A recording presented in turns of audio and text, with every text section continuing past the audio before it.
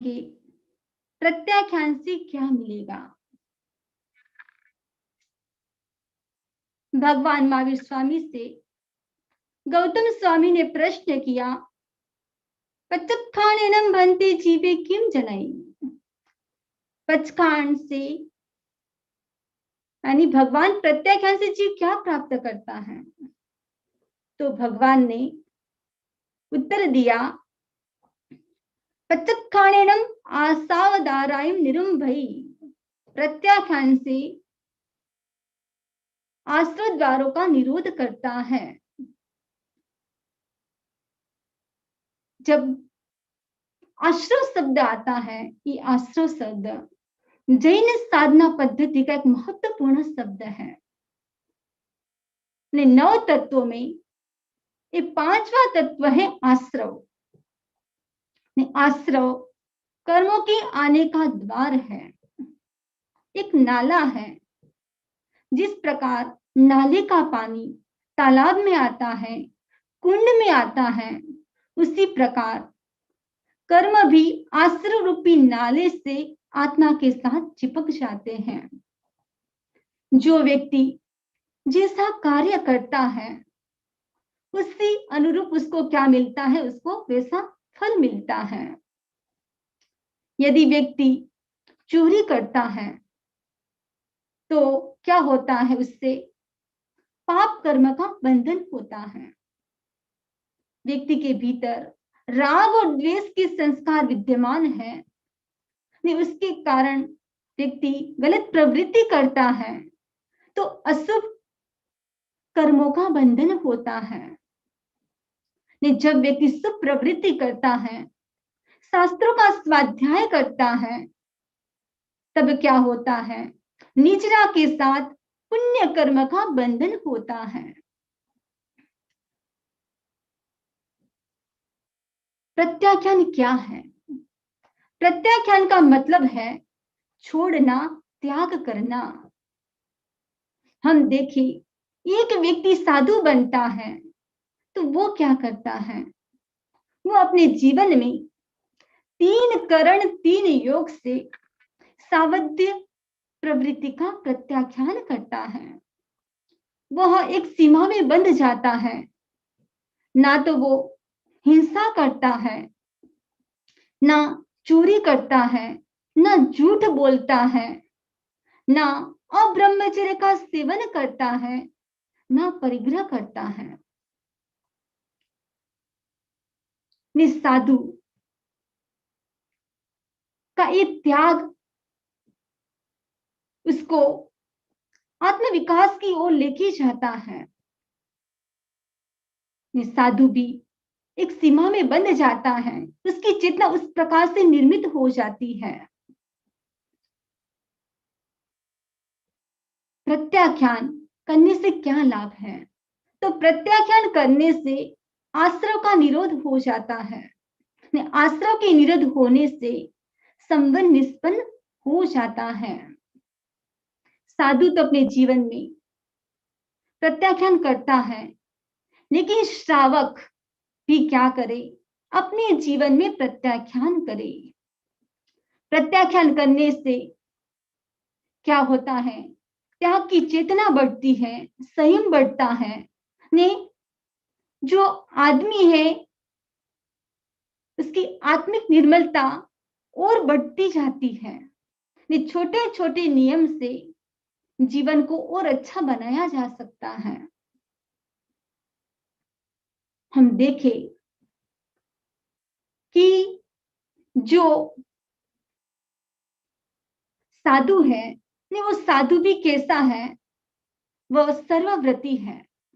साधु जो सर्वव्रती है, और साधु सर्वव्रती होने से क्या होता है कि साधु की तुलना में गृहस्थ नहीं आ सकता है, और गृहस्थ का त्याग देशवर्ती होता है। नहीं, कोई साधु तो खाली नाम का साधु है, वेशधारी साधु है, तो वो श्रावक की आंशिक जो उनका व्रत है उसके तुलना में भी नहीं आ सकता है। एक गृहस्थ संकल्प करता है कि मैं चोरी नहीं करूंगा। ये क्या है? उसकी प्रत्याख्यान के प्रति चेतना है। यदि एक व्यक्ति प्रतिज्ञा करता है कि मैं नशा नहीं करूंगा, ये भी क्या है? उसकी स्वयं के प्रति चेतना बढ़ रही है।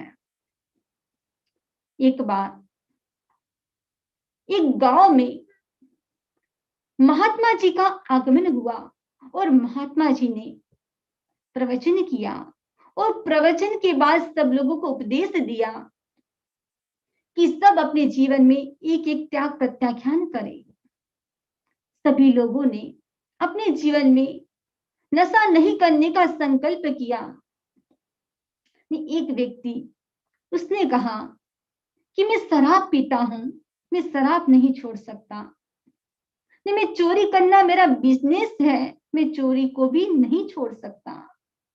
तब साधु ने कहा, उस महात्मा जी ने, कि तुम ऐसा कर सकते हो कि झूठ नहीं बोलोगे। तब उस व्यक्ति ने कहा कि ये मैं संकल्प करता हूं कि मैं झूठ नहीं बोलूंगा। रात का समय हुआ, नहीं वो चोरी करने के लिए जाता है और राजा भी अपना वेश परिवर्तन करके पूरे नगर की निगरानी कर रहे थे और चोर से राजा से मुलाकात हो गई। राजा ने पूछा कि तुम कहां जा रहे हो? तो उस व्यक्ति ने कहा, मैं राज दरबार में चोरी करने के लिए जा रहा हूं। तब राजा को लगा, ये लगता है कोई अविकसित दिमाग वाला व्यक्ति है, तभी ऐसी बातें कर रहा है।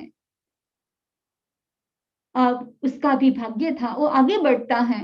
जो पहरेदार थे इतनी गहरी नींद में सोए हुए थे कि वह चोर भी भंडार तक पहुंच जाता है। एक डिब्बी के अंदर 4 हीरे थे। उसने क्या किया, 3 हीरे उठा लिए, एक हीरा छोड़ दिया राजा के लिए। चोर तो था लेकिन उसके भीतर भी मानवता थी। चोरी करके जा रहा था। ने राजा ने पूछा वापिस, क्या तुम चोरी करके आ गए? तब उस व्यक्ति ने कहा कि हाँ, मैं चोरी करके आ गया, 3 हीरे चोरी करके आया। इतना बोलते हुए वो दौड़ता हुआ भाग गया। अब राजा राज दरबार में पहुंचे। सुबह सूचना मिली कि राज दरबार में चोरी हो गई है। जब ये सूचना मिली, अब राजा को लगा कि वह व्यक्ति मुझे मिला था, उसका एड्रेस भी मेरे पास है और राजपुरुषों को भेजा। ये राजपुरुष चाहते हैं, उस व्यक्ति को बुलाया और वह व्यक्ति आता है। राजा ने पूछा, क्या तुमने चोरी की थी? तो उस व्यक्ति ने सही सही बता दिया कि हाँ, मैंने चोरी की थी। अब राजा ने पूछा कि तुमने क्या चोरी की?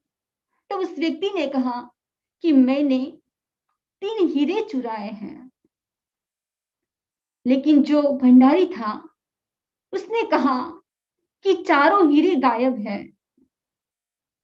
तब पूछा कि चौथा हीरा गया कहां? तब उसने कहा, मुझे नहीं पता। राजा ने कहा, सही सही बताओ। जो भंडारी था उसने कहा कि मैंने चुराया है। राजा ने कहा, मैंने आपके ऊपर इतना विश्वास किया और तुमने चोरी की और ऊपर से तुमने झूठ बोला। ये राजा ने उसको, जो उसका नौकरी दी हुई थी, उससे बर्खास्त कर दिया। ने उस चोर से पूछा कि तुम चोरी क्यों कर रहे हो? उसने कहा, अभाव के कारण मैं चोरी कर रहा हूं। और कि कहा कि आप मुझे, मेरा जो व्यवस्थित घर चल सके उतना आप मुझे दो तो मैं ये सब छोड़ सकता हूं। जो एक अपराधी था, राजा ने क्या किया, उसको भंडारी का पद दे दिया। हम देख सकते हैं कि त्याग प्रत्याख्यान से व्यक्ति का अध्यात्म विकास तो होता है, लेकिन व्यवहारिक जीवन भी कितना अच्छा बन जाता है। तो हर व्यक्ति के भीतर क्या होनी चाहिए?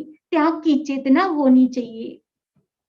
यदि त्याग करते हो तो अच्छी बात है, यदि त्याग नहीं करते हो तो क्या करे, त्याग की चेतना और बढ़ाए।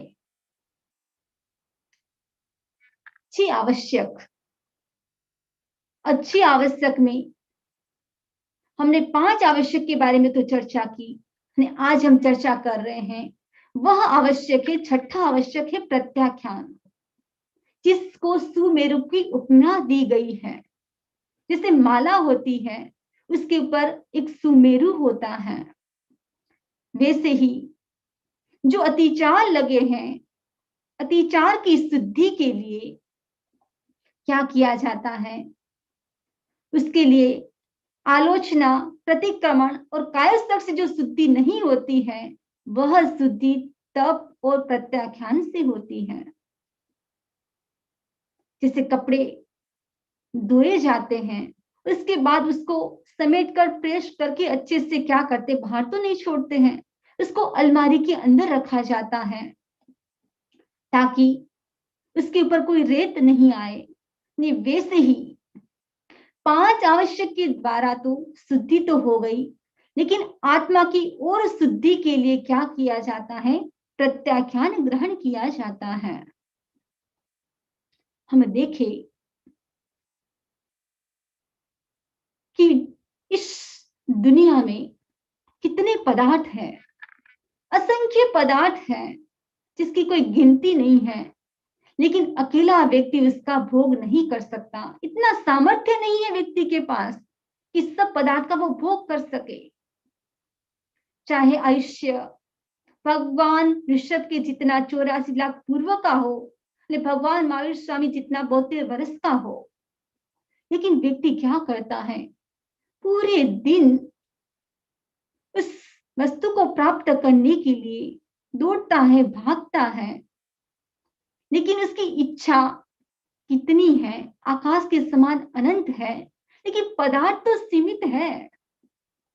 व्यक्ति इतना ग्रहण करता है, उस पदार्थ को प्राप्त करता है, लेकिन क्या कभी चिंतन किया कि व्यक्ति इतना संग्रह ही करता है, इसके साथ विसर्जन भी करता है। विसर्जन करना भी बहुत जरूरी है। यदि व्यक्ति ऑक्सीजन ले और कार्बन डाइऑक्साइड न छोड़े तो क्या होगा, शरीर में बीमारी हो जाएगी। व्यक्ति खाना खाता ही रहे और खाने का विसर्जन न हो तो भी बीमारी हो जाएगी। और जो पूरक के साथ रेचन भी बहुत जरूरी है।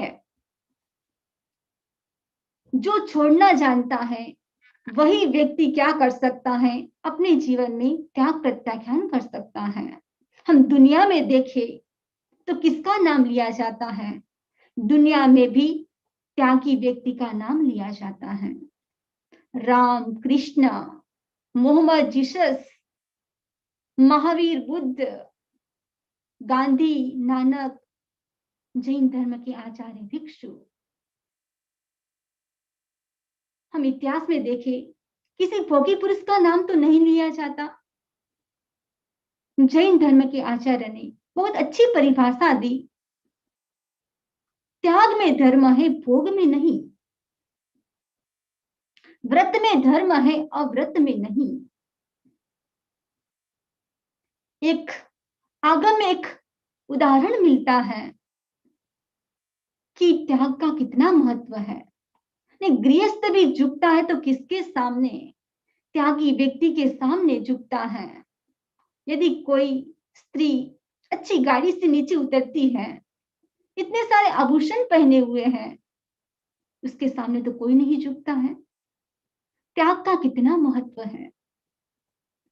भगवान महावीर स्वामी का समवशरण दशान भद्र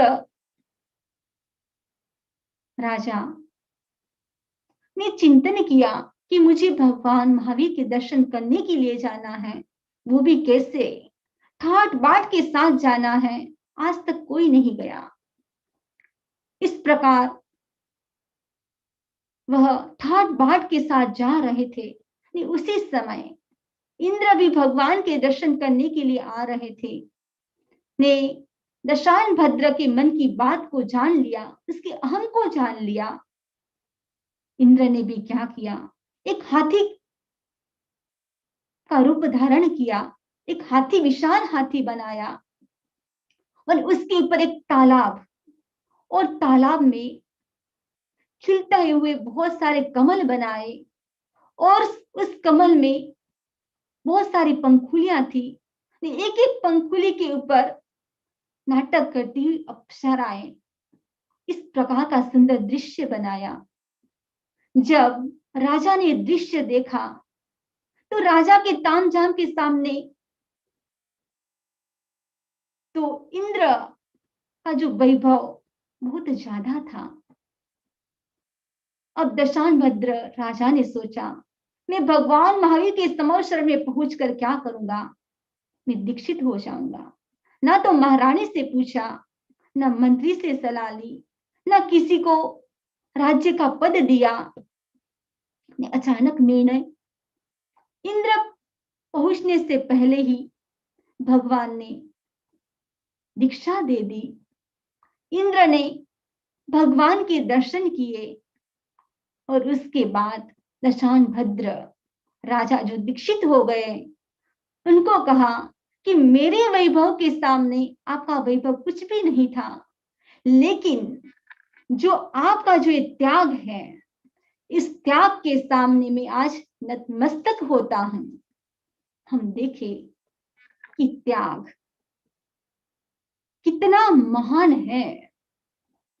व्यक्ति ये सोचे कि प्रत्याख्यान एक बंधन है, तो प्रत्याख्यान कोई बंधन नहीं है।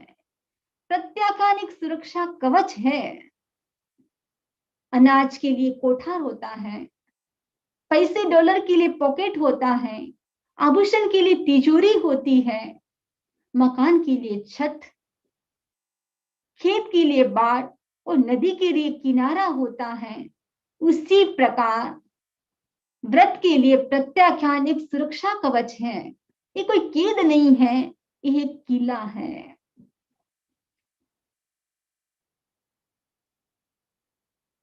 प्रत्याख्यान, व्यक्ति ये सोचे, कोई व्यक्ति ऐसे भी होते हैं जो प्रत्याख्यान में अल्प विश्वास रखते हैं, बिल्कुल विश्वास नहीं रखते। वो ये सोचे कि मैं पाप करता ही नहीं हूं, भोग उपभोग की जो साधन है उसका भी मैं ज्यादा यूज नहीं करता हूं, फिर प्रत्याख्यान नहीं करूं तो क्या हुआ।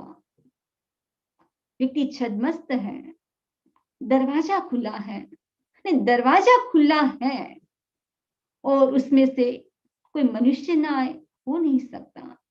कोई पशु पक्षी ना आए, आंधी तूफान से कचरा ना आए, असंभव है। आपके पास दो मकान हैं, एक मकान में आप रहते हो, दूसरे में नहीं रहते हो। नहीं, आपने 4 महीने तक लाइट यूज नहीं की तो भी उसका बिल तो आता ही है।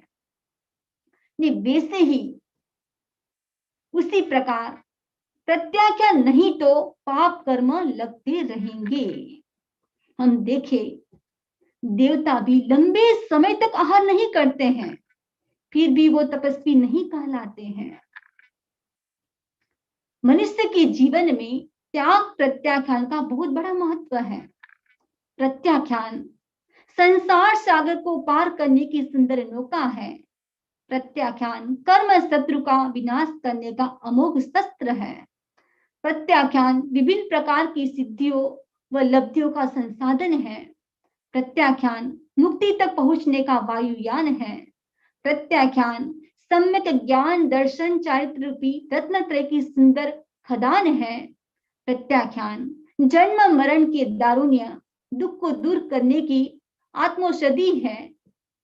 प्रत्याख्यान कर्म बंधन के प्रवाह को रोकने का सुदृढ़ बांध है। प्रत्याख्यान समस्त प्राणियों को अभयदान देकर आत्मनिर्भर बनने की पवित्र साधना है। जो प्रत्याख्यान है उसके बहुत सारे पर्यायवाची शब्द हैं। प्रत्याख्यान को नियम भी कहा जाता है। अभिग्रभी, विरमण, व्रत, आश्रव द्वार निरोध और निवृत्ति ये प्रत्याख्यान के एकार्थक शब्द है। प्रत्याख्यान आवश्यक, जब प्रतिक्रमण करते हैं तो 5 आवश्यक के बाद छठा है प्रत्याख्यान। तो मध्य मंदामी 5वां आवश्यक समाप्त छठे प्रत्याख्यान आवश्यक की आज्ञा लेता है। इसमें क्या करते हैं? अतीत का प्रतिक्रमण, वर्तमान काल की सामायिक तथा भविष्य काल का प्रत्याख्यान करते हैं। देवशीय तथा राय प्रतिक्रमण में कम से कम 1 दिन के लिए त्याग किया जाता है। वो त्याग कोई भी वस्तु का भी हो सकता है, पापड़ का, चूरी का, चॉकलेट का, बिस्किट का, और भी नवकारसी। ऐसा नहीं कि खाने पीने का ही त्याग करे, आप नवकारसी भी कर सकते हो, एक नवकार मंत्र की माला का भी त्याग कर सकते हो, पोर्शी का भी कर सकते हो। जब पक्षी आती है उसके दिन 15 दिन का त्याग किया जाता है, और चातुर्मासिक पक्षी के दिन 4 महीने का त्याग किया जाता है, और संवत्सरी प्रतिक्रमण के दिन 1 साल के लिए प्रत्याख्यान किया जाता है किसी एक वस्तु का। प्रत्याख्यान के 2 प्रकार हैं, वह है द्रव्य प्रत्याख्यान और भाव प्रत्याख्यान। द्रव्य प्रत्याख्यान यानी असन, वस्त्र आदि का प्रत्याख्यान, और भाव प्रत्याख्यान अज्ञान, असंयम, कसाय आदि का प्रत्याख्यान। प्रत्याख्यान की और 2 प्रकार है, व्यवहार न्याय की अपेक्षा और निश्चय न्याय की अपेक्षा से। व्यवहार न्याय की अपेक्षा से हम देखें, नाम, स्थापना, द्रव्य, क्षेत्र, काल और भाव, इन 6 में शुभ मन, वचन, काया से भविष्य काल के लिए जो योग्य नहीं है उसका त्याग करना व्यवहार प्रत्याख्यान है। तो सबसे पहला है नाम प्रत्याख्यान। नाम प्रत्याख्यान का मतलब है मैं अयोग्य नाम का उच्चारण नहीं करूंगा। जैसे नाम तो है नीति, ने बोल दिया अनीति, नाम है शांति और बोला अशांति।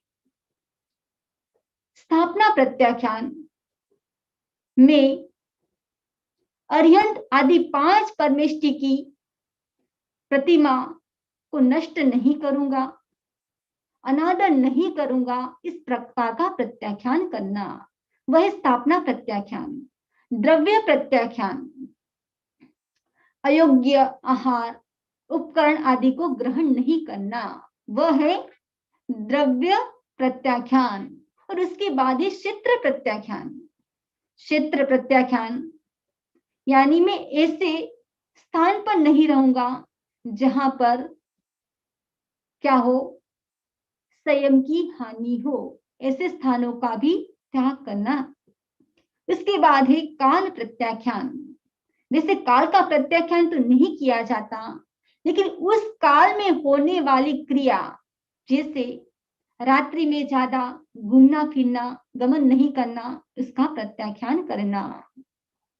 उसके बाद है भाव प्रत्याख्यान। भाव प्रत्याख्यान यानी अशुभ परिणामों का त्याग करना, वह है भाव प्रत्याख्यान। उसके बाद है हम देखें प्रत्याख्यान का दूसरा प्रकार है निश्चय न्याय की अपेक्षा से। जो भविष्य में शुभ अशुभ प्रवृत्तियों को छोड़कर आत्मा को देखना, वह है निश्चय न्याय की अपेक्षा से प्रत्याख्यान। मूल है, महत्व है, भाव प्रत्याख्यान का महत्व है। तो भाव प्रत्याख्यान के 2 प्रकार किए गए हैं, वह है श्रुत प्रत्याख्यान और नो श्रुत प्रत्याख्यान। तो श्रुत प्रत्याख्यान के 2 प्रकार में है, एक है पूर्व श्रुत, वह है नोवा प्रत्याख्यान पूर्व। नो पूर्व श्रुत प्रत्याख्यान अध्ययन, आतुर प्रत्याख्यान, महाप्रत्याख्यान आदि इसके अंतर्गत आते हैं। और नो श्रुत प्रत्याख्यान के 2 भेद हैं, उसमें है मूल गुण और उत्तर गुण। तो मूल गुण में आते हैं महाव्रत और दूसरा है अणुव्रत।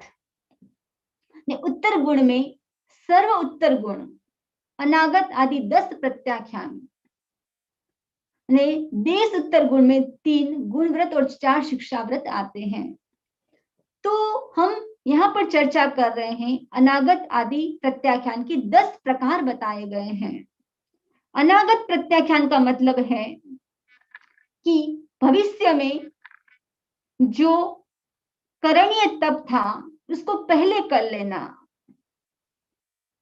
जैसे पर्युषण पर्व आने वाला है तो उससे पहले ही तपस्या कर लेना, ताकि पर्युषण में आचार्य की, तपस्वी की, ग्लान की अच्छे से सेवा कर सके।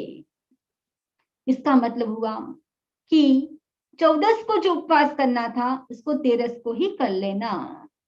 दूसरा है अतिक्रांत प्रत्याख्यान, जो वर्तमान में जो करणीय है उस तप को भविष्य में करना। यानी पर्युषण के समय जो करनी था उसने सोचा कि अभी इसकी सेवा की अपेक्षा है तो वो क्या करता है, भविष्य में करता है। यानी जो 14 को उपवास करना था उसको अमावस्या के दिन करना। उसके बाद है कोटि सहित प्रत्याख्यान।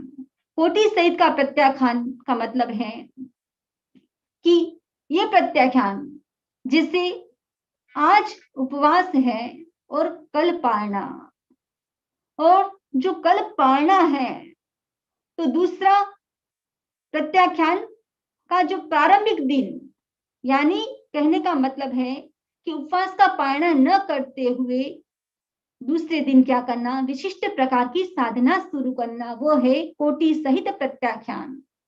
चौथा है नियंत्रक प्रत्याख्यान, यानी इसमें व्यक्ति स्वस्थ हो या बीमार हो पर मैं अमुक प्रकार की तपस्या अमुक अमुक दिन करूंगा, ऐसा प्रत्याख्यान करना, वह है नियंत्रित प्रत्याख्यान। उसके बाद है साकार प्रत्याख्यान। साकार का मतलब है अपवाद सहित प्रत्याख्यान, अनाकार का मतलब है वह है अपवाद रहित प्रत्याख्यान।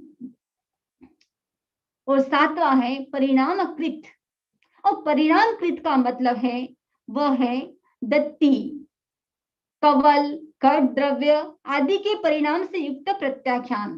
दत्ती का मतलब है जैसे साधु गोष्ठी कर रहा है, एक श्रावक जूस वेरा रहा है तो एक ही धार में वेरा रहा है और बीच में रुक गया, वापिस स्टार्ट किया, वो दूसरी धार हुई, तो वो इस प्रकार का प्रत्याख्यान करता है कि 3 धार में बेराएगा तब तक मैं लूंगा।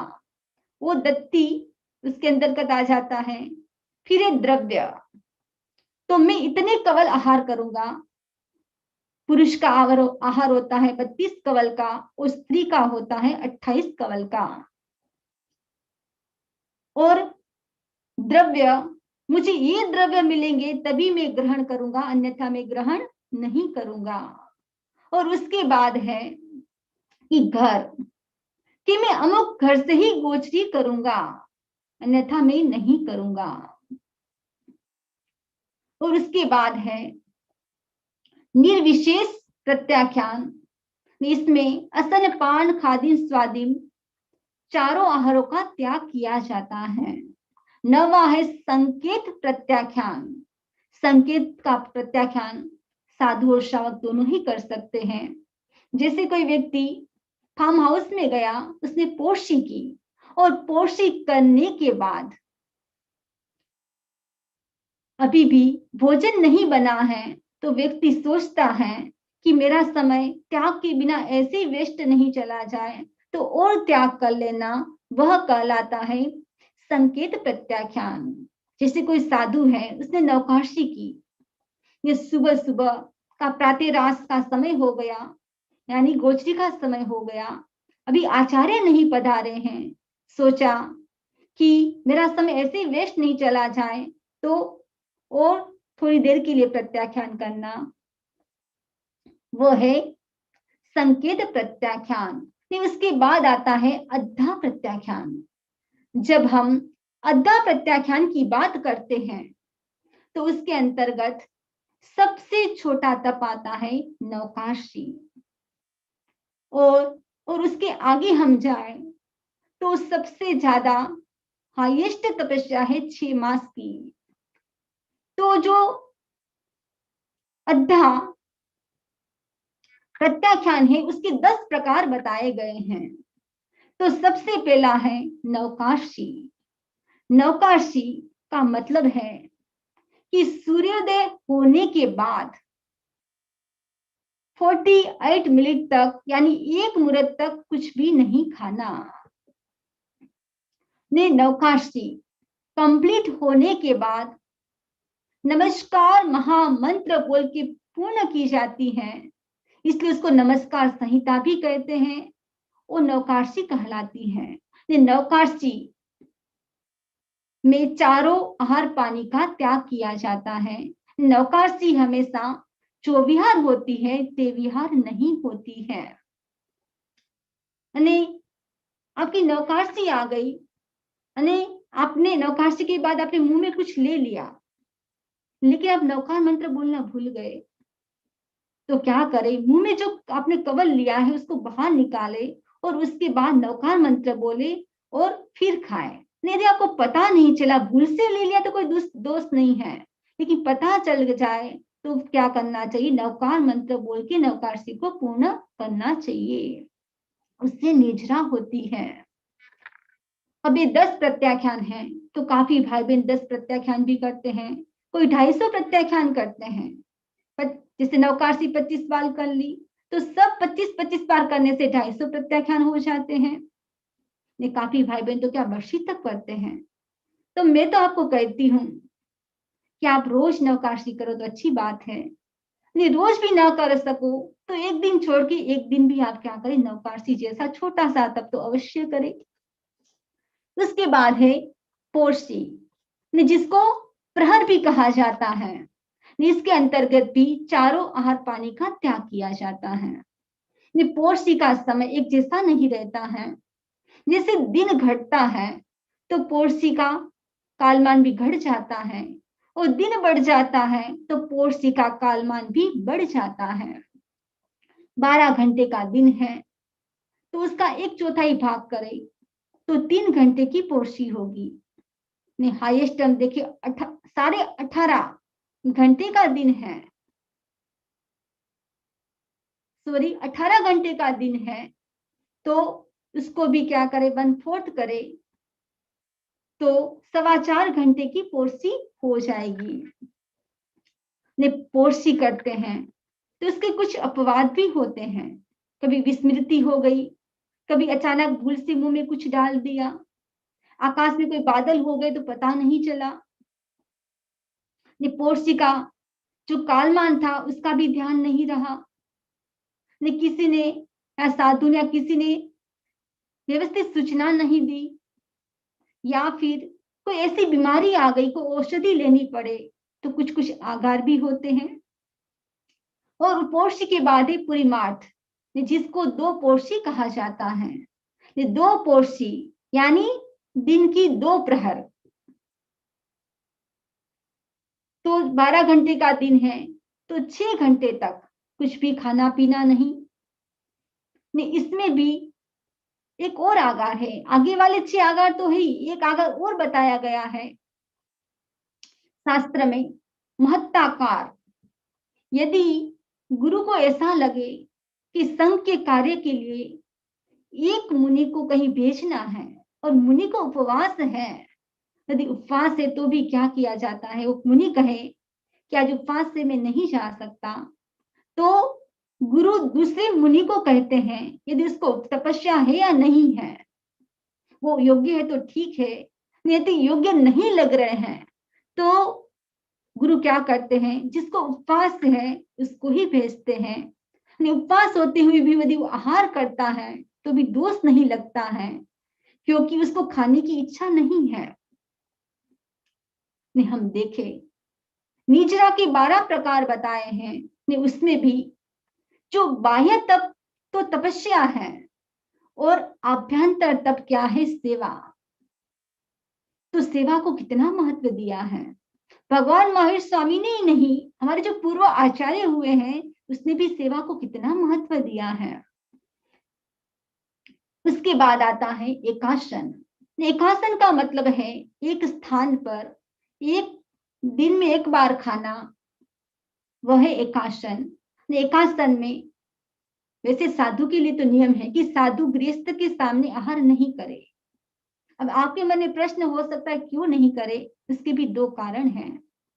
एक तो है कि कभी कभी ऐसा भी हो सकता है, कभी साधु को अच्छी वस्तु भी मिल जाए तो किसी के मन में आ जाए कि क्या यही साधु जीवन है। नहीं, कभी कभी ऐसा भी हो सकता है, कभी साधु के पात्र में कोई रुखा सूखा भी आ जाए तो भी किसी का मन स्वयं के जीवन से उतर सकता है। इसीलिए शास्त्र के नियम के अनुसार इस साधु को गृहस्थ के सामने गोष्ठी करना कल्पता नहीं है, आहार करना कल्पता नहीं है। और दूसरी बात है, जब एकासन करते हैं उसमें हाथ पैर हिलता है तो कोई दोष नहीं है। एकासन कर रहे हैं, चाहे साधु कर रहे हैं या गृहस्थ कर रहे हैं, गुरु आ गए और खड़ा हो जाए तो कोई दोष नहीं लगता है। जो एकासन कर लिया, अने एकासन करने के बाद यदि दूसरा जो साधु इसको एकासन नहीं है, शाम के समय ज्यादा आहार आ गया तो उसको उठाना पड़े, यानी उसको पलटना नहीं पड़े तो एकासन वाले को दिया जाए गुरु आज्ञा से तो दोष नहीं लगता है। यदि कोई 4 उपवास है उसको तो नहीं दिया जाता है क्योंकि उसके भी देवता होते हैं, लेकिन एकासन और आइम्बिल उपवास है तो उसको दिया जाए तो कोई दोष नहीं लगता है। उसके बाद है एक स्थान यानी एकल ठाना। एकल ठाना का मतलब है वो भी दिन में एक बार खाया जाता है, नहीं उसमें भी एक साथ में जो भी द्रव्य खाने हैं वो एक साथ में लिए जाते हैं, उसमें शरीर को नहीं हिलाते हैं, बस जिस हाथ से खा रहे हैं और मुंह को हिलाया जाता है और किसी को हिलाया नहीं जाता है। नहीं उसके बाद है निर्विगय। और निर्विगय में हम देखें कि उसमें जो विगय रहित दूध, घी, तेल, दही, गुड़ आदि जो विगय है उसको छोड़कर द्रव्य खाए जाते हैं, उसको कहा जाता है निर्विगय। वह भी दिन में एक बार ही खाया जाता है, ने वो भी एक बार ही खाया जाता है। उसके बाद है आइम्बिल। जब हम आइम्बिल की बात करते हैं तो आइम्बिल भी कैसा, आइम्बिल में भी एक द्रव्य, वो भी अलूणा यानी नमक रहित। यदि आप गेहूं खाते हो तो गेहूं के खाखरे, रोटी, उसके अलग द्रव्य बनाए तो अलग बात है, लेकिन धान तो एक ही होना चाहिए। लेकिन काफी संप्रदाय में बहुत सारे द्रव्य लिए जाते हैं, लेकिन शुद्ध आम्बिल तो वही कहलाता है जो एक द्रव्य और अलूणा किया जाए। उसके बाद है उपवास। उपवास के बारे में आप लोगों को पता है कि उपवास तेवियार भी होता है और चौबियार भी होता है। और उसके बाद है दिवसचर्यम। दिवसचर्यम यानी दिनचर्यम मीन्स अंतिम समय, जो दिवस का जो अंतिम समय है, यानी सूर्योदय होने वाला है, सूर्य अस्त होने वाला है, उससे पहले 48 मिनट पहले क्या करना, चारों आहार पानी के त्याग करना, वो है दिवसचर्यम। एक होता है भवचर्यम यानी आयुष्य का अंतिम समय, उस समय में भी तीनों आहार या चारों आहारों का त्याग करना, वो तो भवचर्यम कहलाता है। ने अंतिम है अभिग्रह। ने जो अभिग्रह है, ने अभिग्रह में भी क्या किया जाता है, संकल्पित समय के लिए चारों आहार का त्याग किया जाता है। वह भी द्रव्य क्षेत्र काल भाव के अनुसार किया जाता है। द्रव्य कोई चम्मच कटोरी से मुझे कुछ खिलाएगा या देगा तभी मैं अभिग्रह संपन्न करूंगा। क्षेत्र यानी अमुक गली से अमुक घर से मुझे आहार मिलेगा तभी मेरा अभिग्रह पूर्ण होगा। और काल यानी जितने समय का लिया है तभी तक मैं गोष्ठी के ले जाऊंगा। भाव अभिग्रह, भाव यानी कोई स्त्री पुरुष, उसने भी आभूषण पहने हुए या नहीं पहने हुए हैं, ने वो अमुक उम्र के हैं, अमुक प्रकार के वस्त्र पहने हुए हैं, बैठे बिठे गाते गाते मुझे देंगे तभी मेरा अभिग्रह कंप्लीट होगा। तो आप कोई भी अभिग्रह कर सकते हो। तो ये 10 प्रत्याख्यान बताए गए हैं। जो प्रत्याख्यान विशुद्धि के 6 स्थान बताए गए हैं। प्रत्याख्यान महत्वपूर्ण उपक्रम है, इससे समर निष्ठा की प्राप्ति होती है।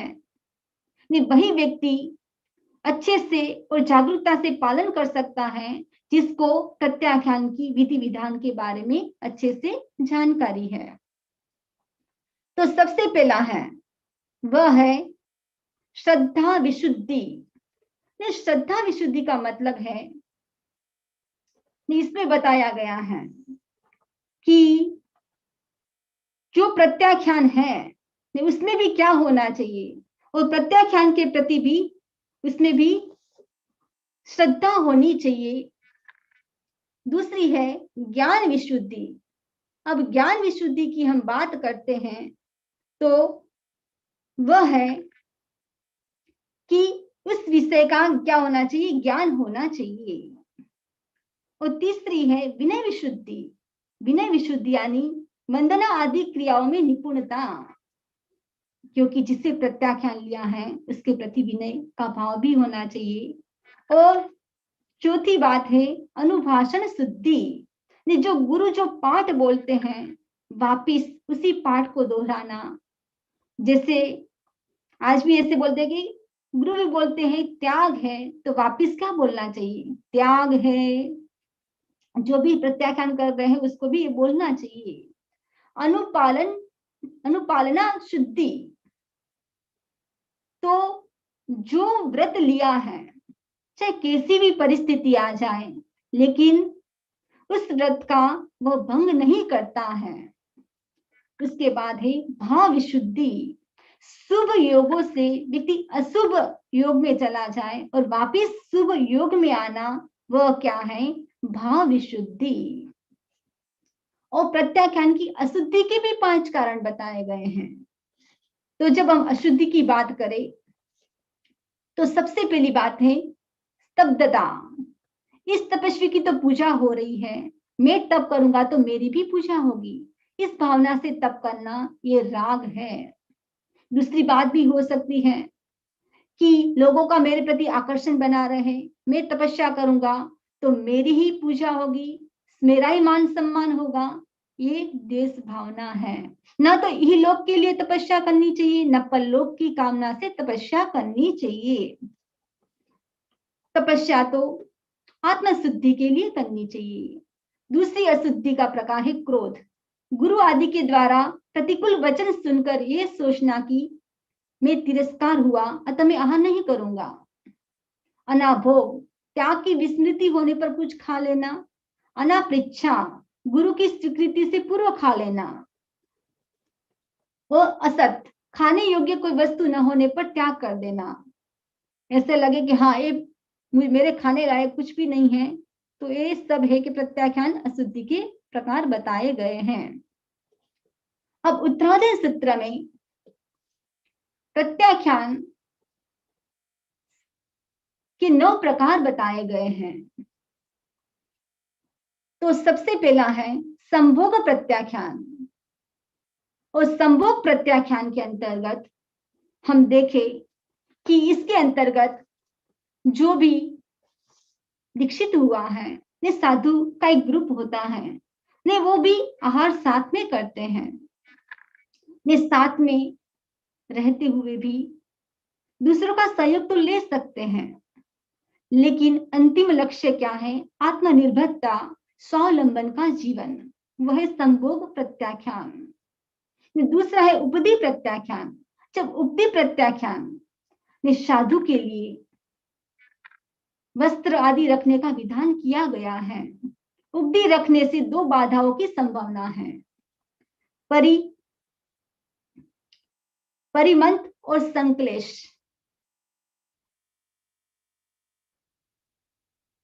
जो उपदी है उसकी प्रतिलेखना से स्वाध्याय ध्यान की हानि होती है, वह उपदी प्रत्याख्यान से समाप्त हो जाती है, क्योंकि उसने प्रत्याख्यान ले लिया तो फिर इतने सारे द्रव्य की वापस उसको पलेवना नहीं करनी पड़ेगी।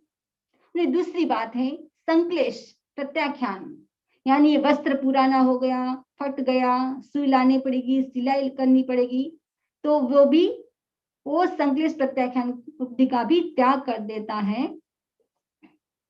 और तीसरा है आहार प्रत्याख्यान, या इसमें जीवन भर के लिए भी अनशन किया जाता है या फिर निश्चित समय के लिए भी इसका भी त्याग किया जाता है, वह है आहार प्रत्याख्यान। और चौथा है कसाय प्रत्याख्यान।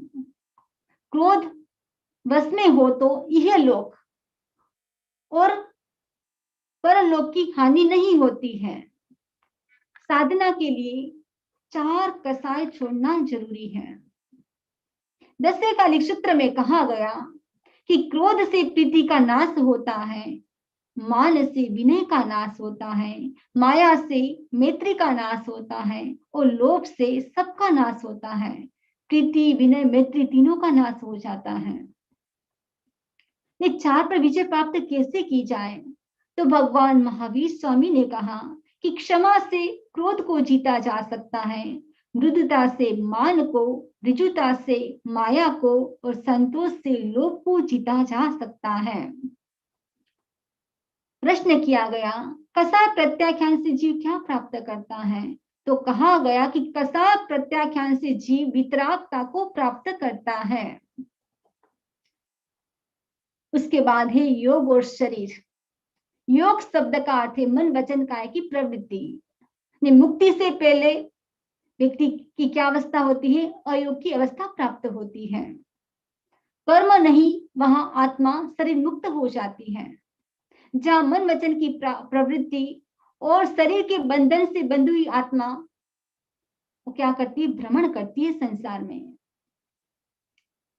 और जब बंधन मुक्ति होने से वह ऊर्ध्व लोक में पहुंच जाती है और सब दुखों का अंत कर लेती है।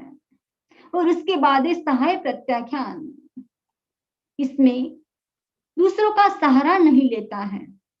वैसे संघ में दीक्षित हुआ है तो मुनि दूसरों का सहारा ले सकता है, लेकिन वो भी एक विशिष्ट प्रकार की साधना करता है, भक्त प्रत्याख्यान। भक्त प्रत्याख्यान का मतलब है कि मुनि संग में रहता हुआ गुरु के पास अपने दोषों की आलोचना करता है, सल्लेखना करता है, उसके बाद 3 या 4 आहारों का त्याग करता है, वो अपने आप भी जप करता है, दूसरों से सुन भी सकता है, खुद अपनी सेवा कर लेता है, अपनी जो भी एक्टिविटी है, या दूसरों की भी सेवा ले सकता है। ये भक्त प्रत्याख्यान से कहा जाता है वैमानिक देवलोक में या सिद्ध हो जाता है। अंतिम है सद्भाव प्रत्याख्यान। सद्भाव प्रत्याख्यान का अर्थ है शैलेशी की अवस्था।